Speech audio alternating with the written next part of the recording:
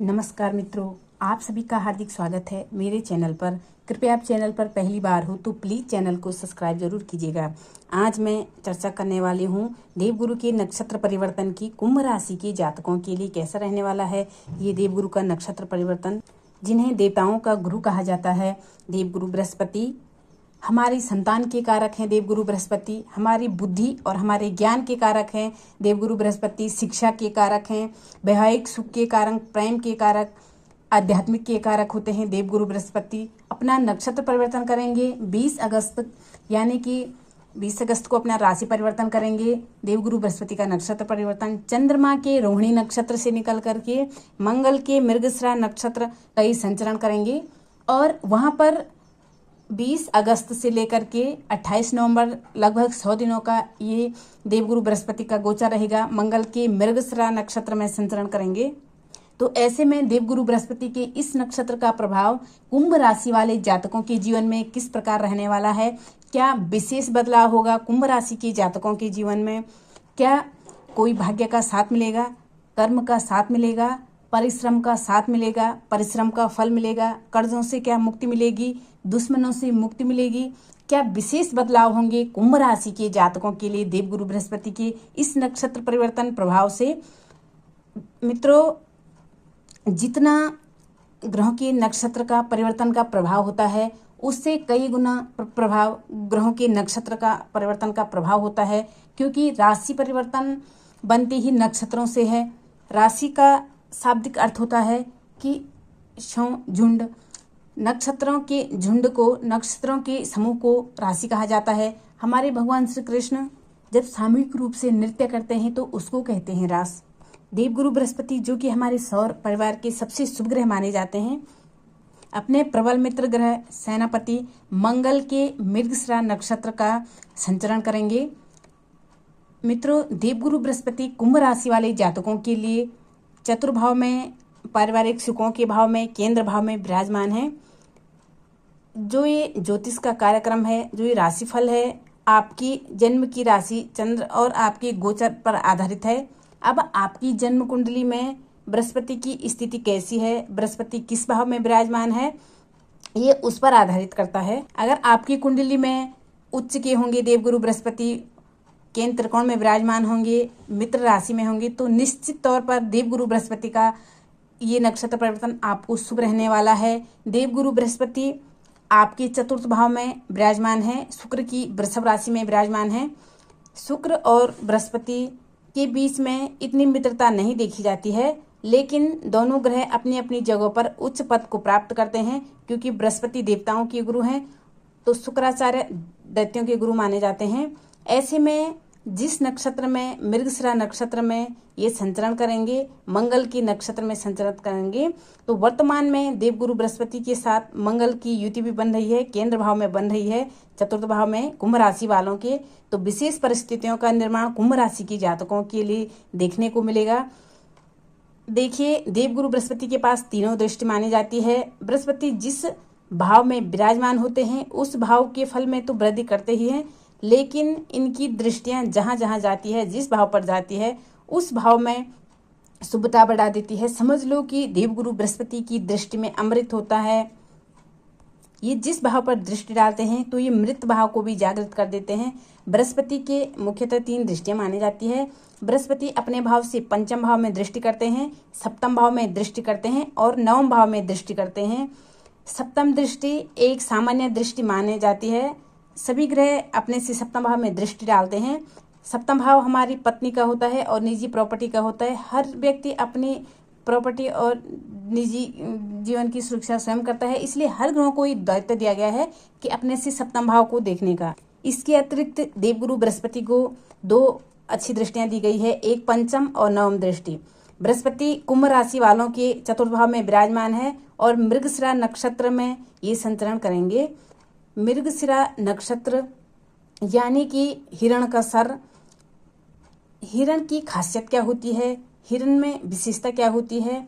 हिरण खतरे को भांपने वाला माना जाता है, संकट को टालने वाला माना जाता है। जब खतरे को हम भाव जाते हैं तो हम संकट को टाल भी सकते हैं। भीड़ भाड़ से दूर रहकर हम अपने अपने परिश्रम करने वाला माना जाता है। हिरन हिरन को सुंदरता बहुत पसंद है, मोहकता बहुत पसंद है, भौतिक सुख सुविधाओं की उसके लिए हमेशा भटकता रहता है। जब देवगुरु बृहस्पति मृगशिरा नक्षत्र में परिवर्तन करेंगे और कुंभ राशि वालों की चतुर्थ भाव में गोचर करेंगे तो चतुर्थ भाव से संबंधित ये फलों की प्राप्ति देंगे। तो चतुर्थ भाव पारिवारिक सुखों का भाव, निश्चित तौर पर चतुर्थ भाव पारिवारिक सुखों का भाव है। निश्चित तौर पर आने वाले समय में 20 अगस्त से लेकर 28 नवंबर तक आपके लिए पारिवारिक सुखों की प्राप्ति होगी। परिवार में एकता देखने को मिलेगी, परिवार के लोगों का साथ मिलेगा, भाइयों का साथ मिलेगा, बहन का साथ मिलेगा, माता पिता का साथ मिलेगा। और इससे पहले यदि आपके पारिवारिक रिश्तों में तनाव चल रहा था, मतभेद चल रहा था, सामंजस्य नहीं बैठ रहा था, मतभेद हो रहा था, तो इसका अंत अब देखने को मिल जाएगा। और यहाँ पर जब देवगुरु बृहस्पति मृगशिरा नक्षत्र का संचरण करेंगे और बृहस्पति आपके चतुर्थ भाव में विराजमान है तो चतुर्थ भाव प्रॉपर्टी का है, भूमि का, वाहन का, पैतृक धन संपत्ति का, विरासत का भाव माना जाता है। तो निश्चित तौर पर आपको पैतृक धन संपत्ति में कोई विवाद चल रहा तो वो अंत होगा। कोर्ट कचहरी के आप चक्कर काट रहे थे तो इस प्रकार की समस्याओं का अंत होगा और परिवार में एक सामंजस्य देखने को मिलेगा। इससे पहले परिवार वाले एक जगह बैठकर किसी भी चीज़ का समाधान कर पाए, ऐसा नहीं थी। इसके बाद सुंदर वातावरण देखने को मिलेगा। यहाँ पर आप कोई प्रॉपर्टी खरीद सकते हैं, आप मकान बना सकते हैं, मकान में कोई परिवर्तन कर सकते हैं, नौकरी में बदलाव कर सकते हैं, नौकरी में परिवर्तन कर सकते हैं, या फिर आपने कोई प्रॉपर्टी खरीद रखी है, अपने धन का निवेश प्रॉपर्टी में किया है, पैसे लगाए तो उसका अच्छा रिटर्न आपको देखने को मिलेगा। शेयर मार्केट में आपने पैसे लगाए तो उसका भी अच्छा रिटर्न आपको देखने को मिलेगा। और इसके अतिरिक्त काफ़ी एक महत्वपूर्ण चतुर्थ भाव पारिवारिक सुखों का भाव तो माना ही जाता है, लेकिन राजनीतिक दृष्टि से काफ़ी महत्वपूर्ण भाव माना जाता है ये, क्योंकि ये भाव विरासत का माना जाता है और विरासत के साथ साथ जनता की समर्थन का भी माना जाता है। जनता की समर्थन के बिना राजनीति में सफलता नहीं मिलती है और विरासत का भाव कई लोगों को राजनीति विरासत में मिल जाती है और कई लोगों को अपने मेहनत के बावजूद भी नहीं मिल पाती है। जो लोग राजनीति में नए जुड़े हुए हैं या राजनीति में अपना किस्मत आजमाना चाहते हैं उनके लिए आने वाला समय 20 अगस्त से लेकर 28 नवंबर तक का जो समय रहेगा लगभग 100 दिनों का समय होगा। इस समय में राजनीतिक रुतबा आपका बढ़ेगा, आपका कद बढ़ेगा, पद बढ़ेगा, मान सम्मान पद प्रतिष्ठा की प्राप्ति होगी। और दूसरी बात, ये भाव रहस्य का भी माना जाता है। जब तक आपके अंदर अलग प्रकार का रहस्य था, आपके अंदर एक टैलेंट अलग प्रकार का था, योग्यता थी, लेकिन आप अपने टैलेंट को, अपनी योग्यता को बाहर नहीं ला पा रहे थे, शंकाशील स्वभाव आपका बन रहा था, लोगों के साथ मैं ऐसे बात करूंगी तो लोग उसकी प्रतिक्रिया क्या देंगे, एक ऐसा आभास आपके जीवन में हमेशा बना हुआ था। आप किसी से बात कर रहे थे तो बातों में एक सामंजस्य बैठ ही नहीं रहा था, आप लोगों को कुछ समझाना और चाहते थे और लोग कुछ समझ और रहे थे। आप अपनी जगह पर अच्छे थे, सही थे, लेकिन लोग आपको गलत समझने की कोशिश कर रहे थे। तो इस प्रकार की परिस्थितियां बनी हुई थी। देवगुरु बृहस्पति की जब पंचम दृष्टि आपके अष्टम भाव पर जाएगी, निश्चित तौर पर एक सुंदर वातावरण देखने को मिलेगा, आपके अंदर एक अलग निखार देखने को मिलेगा। आपके अंदर जो टैलेंट है, जो आपकी योग्यता है, ये निखर कर की बाहर आएगी और आपके विचार आप दूसरों के सामने अच्छे तरीके से रख पाएंगे, अपनी भावनाओं को अच्छी तरीके से प्रदर्शित कर पाओगे लोगों के साथ। तो इस प्रकार का फल आपको देखने को मिलेगा और कुछ न कुछ बड़ी प्राप्ति, कुछ न कुछ बड़ा परिवर्तन, बड़ा बदलाव आपको देखने को मिलेगा। अब बृहस्पति की सप्तम दृष्टि दसम भाव पर जा रही है, मंगल की राशि पर जा रही है, वृश्चिक राशि पर, और देवगुरु बृहस्पति मंगल के मृगशिरा नक्षत्र में ही संचरण कर रहे हैं और बृहस्पति की सप्तम दृष्टि मंगल की राशि वृश्चिक राशि पर जा रही है दसम भाव पर। निश्चित तौर पर आपके जीवन में मान सम्मान पद प्रतिष्ठा की प्राप्ति होगी। आपके सपने, आपकी इच्छाएं जो दबी हुई थी वो इच्छाएं आपकी पूरी होगी, वो सपने आपके पूरे होंगे।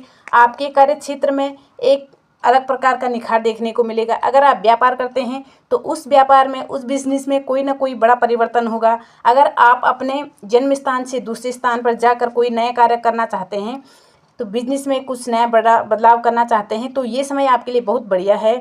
यहाँ पर कोई ना कोई, अगर आप नौकरी करते हैं तो आपके जीवन में कोई ना कोई प्रमोशन देखने को मिलेगा, पदोन्नति देखने को मिलेगी। तो काफ़ी सुंदर परिस्थितियों का निर्माण देखने को मिलेगा। आपको देवगुरु बृहस्पति की सप्तम दृष्टि जब आपके दसम भाव पर जा रही है, पिता का सहयोग मिलेगा। अगर आप पिता के साथ अच्छा व्यवहार करके आगे बढ़ेंगे, निश्चित तौर पर पिता के साथ अच्छे संबंध भी बनाएंगे और पिता से आर्थिक लाभ भी आपको होगा। आप कोई ना कोई सामाजिक या धार्मिक कार्यों से जुड़ेंगे। जहाँ पर कोई सामाजिक या धार्मिक कार्य हो रहे होंगे उस समय आप उसमें बढ़ चढ़कर हिस्सा लेंगे, जिससे आपका कद, रुतबा, पद, प्रतिष्ठा, मान सम्मान सब बढ़ेगा।